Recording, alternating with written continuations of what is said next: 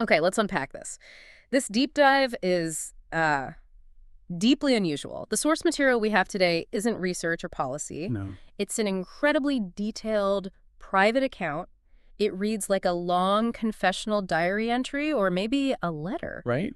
And it details a young life just marked by profound misfortune. It's really a meticulous recording of silent despair. It really is. And it demands an empathetic, almost forensic kind of analysis. We're not just summarizing a tragedy here.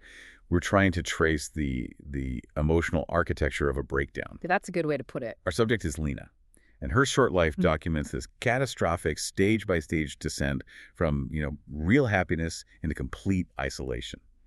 And it's all compressed into just a few years. So our mission today is to trace that precise chronology of trauma, the critical moments that didn't just hurt her, but fundamentally shifted her reality. The tipping points. Exactly. Yeah. We want to understand the progression and how one loss just compounded the next until the psychological weight, well, it became insurmountable. And to really appreciate the extent of that fall, we have to start at the beginning, in what Lena herself calls a beautiful dream. Right. Her early life was just defined by this profound security. She grew up in a loving home. She was praised by neighbors, noted for her beauty, her white skin, her naturally pink lips. That initial portrait is so vital. It really is. She was completely enveloped in warmth and love. Yeah. She had, by her own account, everything. And that security, that baseline of perfection, makes the sudden shattering of it all the more devastating. Let's focus on the last moment of that perfection, because the narrative is so specific about the details leading up to the accident. It was her parents' wedding anniversary. They were headed to the beach, and the feeling in the car was, well, it was excitement. Her mother was recalling the story of how she and Lena's father first met. A story she'd asked to hear a million times before. Exactly. And the detail that just sticks with you, it's the emotional resonance. Lena notes that in that moment, their faces were just radiating love, filling her own heart with warmth. She specifically remembers her mother's expression, doesn't she? Calling it the most beautiful smile she had ever seen. She does. And then the source adds, with this just chilling finality, that it was also the last smile she ever saw on her mother's face. Why do you think the narrative anchors itself so intensely on that single, beautiful image? Well, I think because trauma often functions by freezing an image just before the catastrophe. That final smile. It represents her last secure tether to reality. So it's more than a memory. Oh, much more. It wasn't just a memory of happiness. It was the final, verifiable proof that love and safety existed in her world. Everything that followed was measured against the loss of that warmth. And then the instant violent shift, a blinding flash of light, a loud explosion. She notes the strong light, that she couldn't fully open her eyes, and then this horrific sensory overload. The sound of shattered glass cutting her skin and the warm liquid blood running down her face. She tries desperately to call out to her parents, but she can't make a sound. She sees them both covered in blood. And before she loses consciousness, she believes she hears her mother whisper, "I love you, Lena." The last thing she consciously recalls trying to say is, "Father, Mother, don't leave me." Then it all just goes dark. She wakes up to this confusing, sterile white, and the first horrifying clue that her world is gone is the reaction of the nurse when she asks about her parents. The nurse freezes. Yeah, she freezes, looks away. It's the moment the adult world fails her through that awkward silence. Precisely.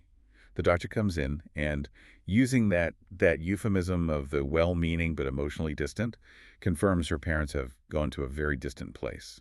And the narrative emphasizes that the world instantly went silent around her, just this profound sensory withdrawal, leaving only the frantic pounding of her own heart.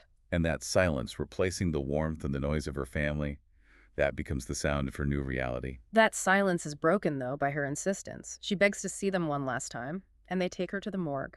Yeah. She describes the facility as cold and gloomy, a place she instantly knew her mother, who loved warm, flowery things, would just despise. And the final goodbye is so critical. She approaches the two white-shrouded beds, gently pulls back the sheet, and sees her mother's closed, unresponsive eyes. She just lies there, crying, clinging to that last physical connection she'll ever have. At age 12, she lost everything in one night. Goes from having everything to being banished from heaven to hell, now just holding two urns of ashes. And the primary trauma is now complete. And the stage is set for all the compounding secondary trauma. Right, and this is where that lack of support, institutional or familial, turns this acute loss into a chronic psychological burden. She's relocated to live with her father's younger brother, her uncle. But the environment is instantly corrosive. The aunt and her cousin openly resent her being there. And what's fascinating is the uncle's specific behavior. He's the guardian, the supposed safety net. Lena notes that he did pay attention to her, but whenever he looked at her, he looked out. Well, the word she uses is "koa." We should pause on that.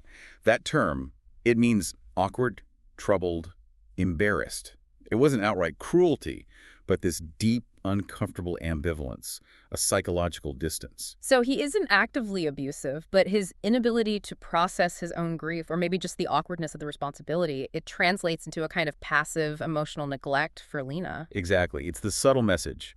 You are a burden and a painful reminder. And Lena, being so sensitive and traumatized, she just absorbs this instantly. She says so pointedly, "I know. I understand everything." She gets it. She understands she's disrupting their life and causing her guardian distress just by existing. And this realization pushes her toward the only defense mechanism she has left. The retreat into silence. She gradually stops speaking, sometimes goes all day without saying a single word. When she transfers schools, she deliberately avoids conversation, avoids making friends, and finds the quietude too good. What's the psychological function of that, of seeking invisibility? It's a profound trauma response.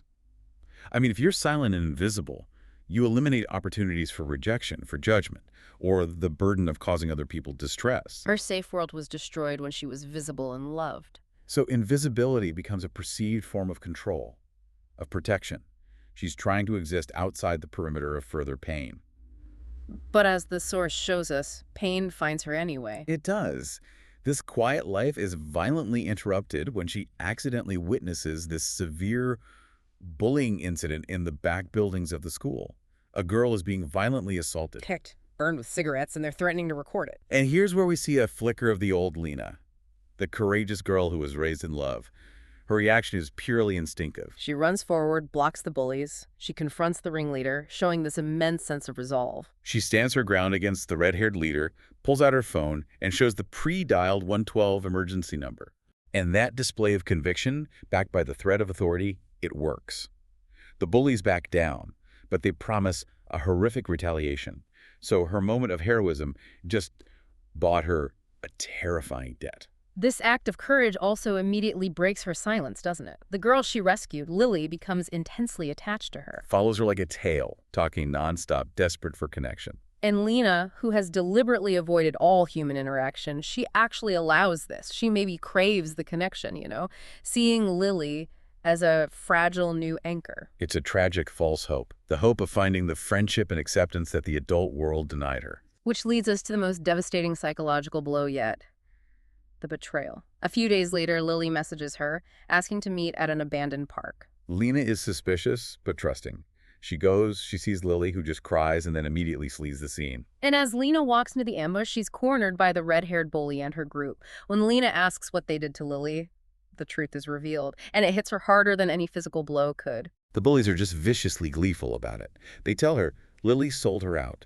They say, you are the only one who considered her a friend, but unfortunately she sold you out. And this incident is so critical. It doesn't just damage her physically, it fundamentally confirms your deepest fear.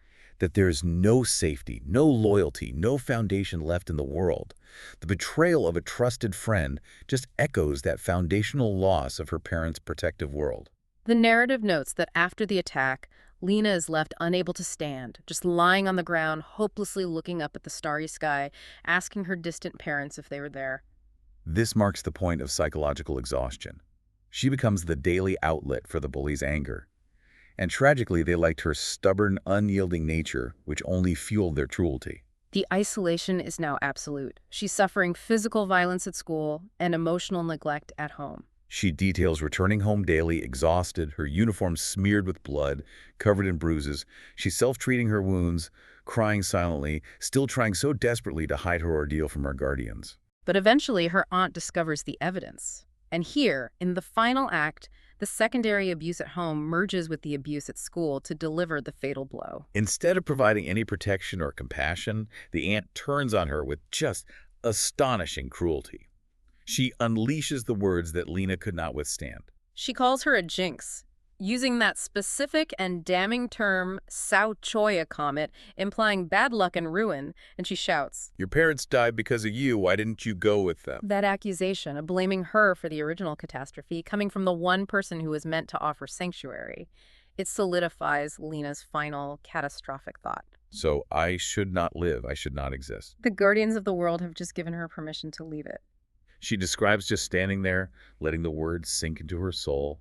She begins to wander aimlessly until she finds herself on an unfamiliar bridge. She just observes the unchanging and different pace of life around her. She looks up and notes the sky is completely dark without a single star. Her internal void is just mirrored externally. And she closes her eyes.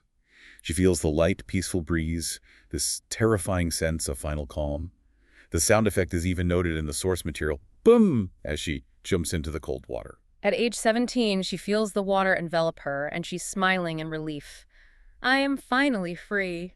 And before closing her eyes forever, she sees a final, beautiful vision. Her parents smiling, reaching out to hug her like they used to. She whispers, "Mother and Father, I've come to meet you." Her life at 17, abandoned for what she had clearly identified as a better opportunity, the return to unconditional love. If we synthesize this, the narrative is a chilling and meticulous accounting of psychological collapse. One primary acute trauma just opened the door to a rapid sequence of secondary traumas. Emotional abandonment, subtle neglect, violent bullying, and then the ultimate betrayal by both a friend and a family member. The profound takeaway here is that survival wasn't dependent on Lena's own strength. I mean, she showed immense courage against those bullies, but on the presence of a single, stable point of support. When her guardians confirmed the external violence with internal abuse, they removed the last piece of the foundation. Yeah. And the most piercing part, I think, and the essential note for you to carry forward, is Lena's final self-reflective questioning. She asks, why didn't I try to live well? Why didn't I fight back? Why didn't I run away? And her own final, profound reflection gives the answer. How can I live well when my whole world is gone, when the whole world seems to be against me? Is there anyone I can lean on? The absence of an affirmative answer to that last question, that's the true engine of this tragedy. Her suffering reminds us that the damage of an initial catastrophic loss isn't static. It's often exacerbated exponentially by the systemic failure of the community or the family to provide just basic security. Lena's narrative is a dark testament to the fact that sometimes all it takes is one steady hand, one genuine voice of support to interrupt the cycle of despair. Which forces us to ask, what happens to the unseen suffering that never finds that single stabilizing point?